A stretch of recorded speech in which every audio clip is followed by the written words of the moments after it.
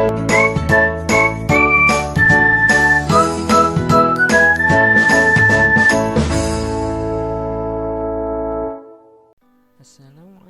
warahmatullahi wabarakatuh. Halo anak-anakku kelas Hasan dan Husain. Bagaimana kabarnya? Sehat ya? Andri selalu mendoakan kalian dalam keadaan sehat dan selalu dilindungi oleh Allah Subhanahu wa Ta'ala. Pada pertemuan kali ini kita akan membahas mengenai materi PTH, yaitu tentang idgham bigunah dan satu lagi saudara kembarnya apa? Iya, benar sekali, idgham bila gunah. Oke, jadi nanti untuk video lengkapnya jangan sampai di skip ya, karena nanti kalau di skip pasti kurang paham. Karena di sini seperti saudara kembar tapi ada bedanya, gitu ya.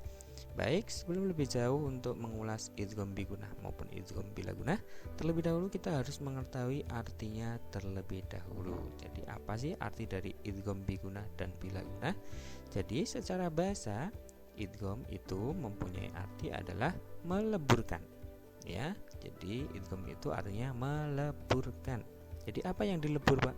Yang dilebur nanti adalah huruf nun sukun atau tanwinnya. Jadi yang harusnya dibaca n gitu ya.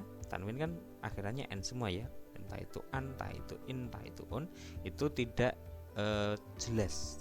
Ya, tidak jelas an in unnya, tapi melebur ke huruf selanjutnya. Itu yang dinamakan melebur. Itu idghamnya ya. Karena dia ada bila gunah dan bi gunah, kita akan cari tahu apa artinya. Kalau bi saja ya, bi itu adalah artinya dengan. Iya, bi saja itu artinya dengan. Terus nanti ada bila.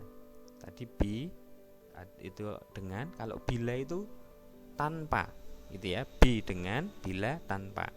Satu lagi adalah yaitu ada gunah. Gunah itu artinya dengung. Nah, jadi bila digabungkan menjadi satu, idgham bi gunah misalnya, idgham meleburkan, bi dengan dengung, gunah. Kalau yang idgham bila gunah berarti idgham meleburkan, bila itu tanpa gunah.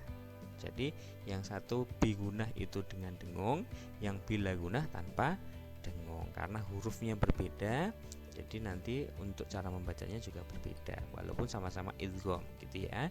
Baik, itu secara pengertian. Kemudian di sini Pak Andri akan menjelaskan bagaimana cara membedakan hurufnya. Jadi idgham bigunah dan bila gunah itu hurufnya berbeda ternyata, walaupun mereka sama-sama keluarga idgham. Pak Andri akan sampaikan nanti ada dua tabel atau dua baris gitu ya.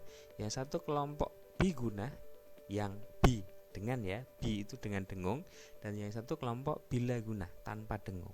Jadi yang pertama ada otomatis yang kita butuhkan adalah nun sukun dan tanwin ya. Kalau tidak ada nun sukun dan tidak ada tanwin berarti bukan idgham ya.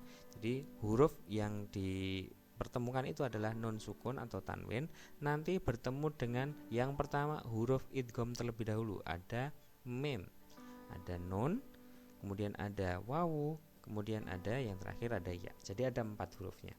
Kalau kalian susah untuk menghafalkannya, boleh kalian singkat dengan cara mana wahyu, misalnya gitu. Mana wahyu gitu. Tapi jangan wahyu ya. Nanti kalau wahyu berarti ada haknya, padahal ini enggak ada.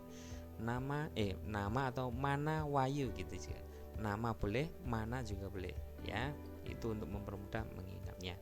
Jadi nanti bigunah itu yang dengan dengung itu nun sukun atau tanwin itu bertemu keempat huruf ini, salah satu maksudnya, jadi tidak barengan ya. Misalnya nun sukun bertemu mim atau tanwin bertemu mim, nun sukun bertemu nun sukun bertemu wawu, nun sukun bertemu ya, seperti itu.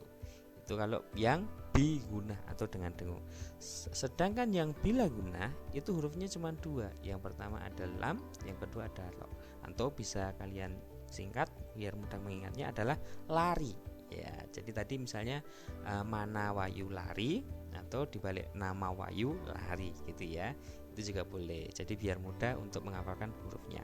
Mana wahyu itu adalah yang bigunah, yang dengan dengung, bi itu dengan. Sedangkan yang lari itu yang bila. Kalau mudah lagi nanti kalian sangkutkan dengan ininya. Nah, di sini ada L, di sini juga ada L. Nah, berarti kalau lam dengan L berarti dia bila gunah. Tinggal saudaranya adalah ro karena dia lari. gitu ya. Cara menghafalkannya begitu. Itu untuk hurufnya. Bagaimana cara membacanya? Pak Andri sudah siapkan contoh di sini. Kita ambil yang bigunah terlebih dahulu, yang dibaca dengan dengung. Ya, bigunah itu ada nanti non sukun dan tanwin bertemu keempat huruf tadi. Apa saja tadi? Mana, wayu. Ya, mulai dari mem dulu ya Pak Andri ya. Mem bertemu dengan nun. Ya, mem bertemu dengan nun. Di sini Pak Andri sudah beri tanda merah. Ini berarti ini yang digarisbawahi atau ini yang dilingkari kalau kalian ketemu ayatnya di Al-Qur'an. Jadi nun sukun bertemu mim, nun sukun bertemu mim ya. Mim masad. Jadi dengung dulu karena dia bigunah dengan dengung. Mim masad.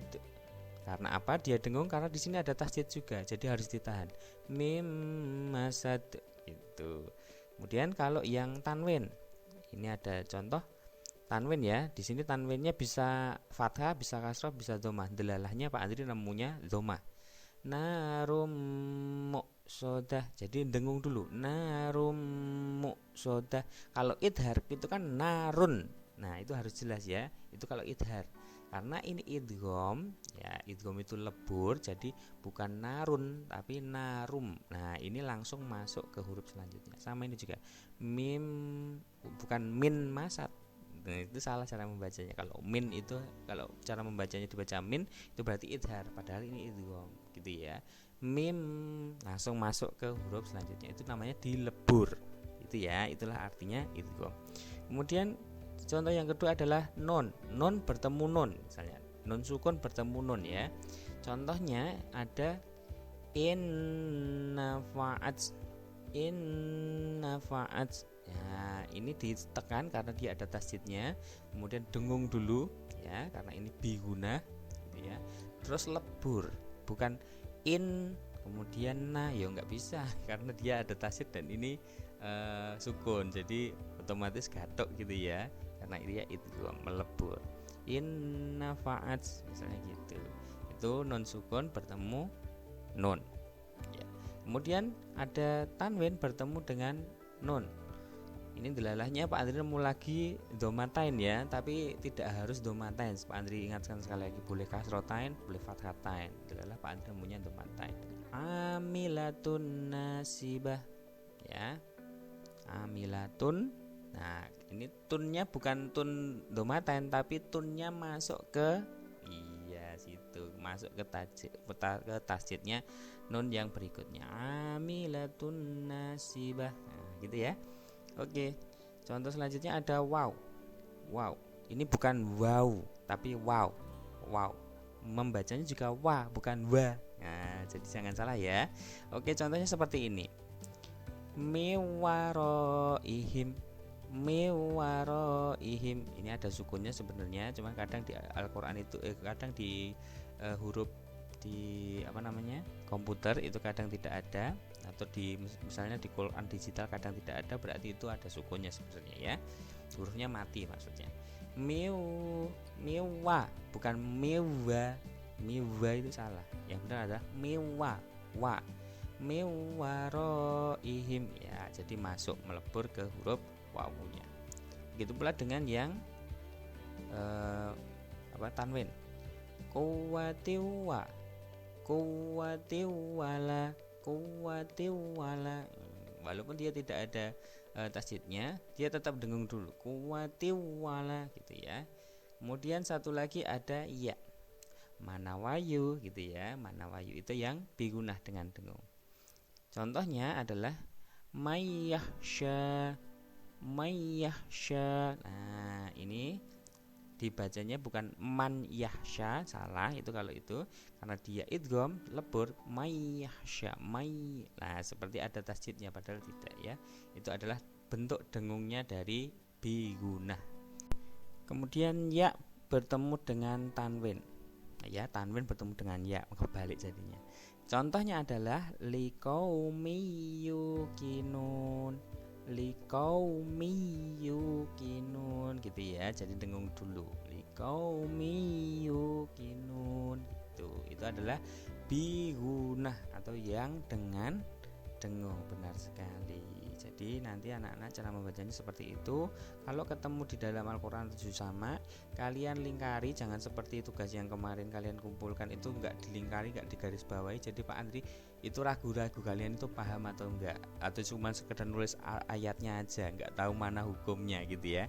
Jadi besok kalau misalnya menuliskan, silahkan digarisbawahi atau dilingkari pada bacaan yang dimaksud. Misalnya ini bigunah, ya non bertemu mem ya dilingkari atau digarisbawahi pada mem non bertemu memnya. Misalnya tanwin bertemu ya, ya digarisbawahi. Tapi kalau misalnya kalian punya pensil warna atau punya spidol gitu, boleh dong dibikin warna-warni seperti punya Pak Andri ini, boleh, silahkan gitu ya. Itu untuk mempercantik atau supaya tampilannya jadi bagus dan mudah untuk dipelajari. Itu untuk yang bigunah. Kita lanjut untuk ke yang bilaguna. Bilaguna hurufnya cuma 2. Oke ya. Yang pertama contohnya yaitu adalah non sukun atau tanwin nanti bertemu dengan lam. Baik, contoh yang non dulu ya, non sukun ya. Jadi non sukun bertemu dengan lam. La illam, la illam, la illam. Jadi tidak dengung. La illam, walaupun dia dipaksakan tasjid di sini, tapi tidak mendengung. La illam, enggak mendengung sama sekali. Ya, itu adalah yang lam. Kemudian untuk yang tanwin bertemu lam, khairul lakum, khairul lakum. Nah kan agak meleburnya agak jelas ya. Jadi bukan khairun lakum juga, tapi khairul. Nah karena dia idgham masuk ke huruf selanjutnya, khairul lakum, khairul lakum, tapi tidak mendengung ya, karena ini yang bilaguna. Kemudian contoh selanjutnya ada non sukun bertemu ro. Non sukun bertemu ro contohnya adalah arro ahus tagna, arro, dia r, jadi dia tasjidnya di ro, jadi harus r gitu ya. Kalau tadi kan l gitu, kalau lam ini r ya. Arro ahus tagna gitu ya. Itu yang non sukun. Satu lagi adalah tanwin bertemu ro, Rabbir Rahim, Rabbir-Rahim, tidak mendengung sama sekali karena hurufnya mempunyai ciri khas sendiri-sendiri ya. Yang lam ya la, yang ro harus r dulu. Itu adalah contoh yang idgham bilaguna.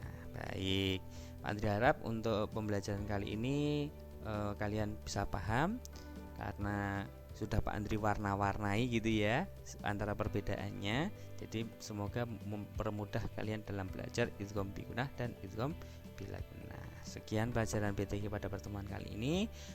Pak Andri selalu berpesan selalu patuhi protokol kesehatan, entah itu menggunakan masker, mencuci tangan, dan menjaga jarak dengan orang sekitar.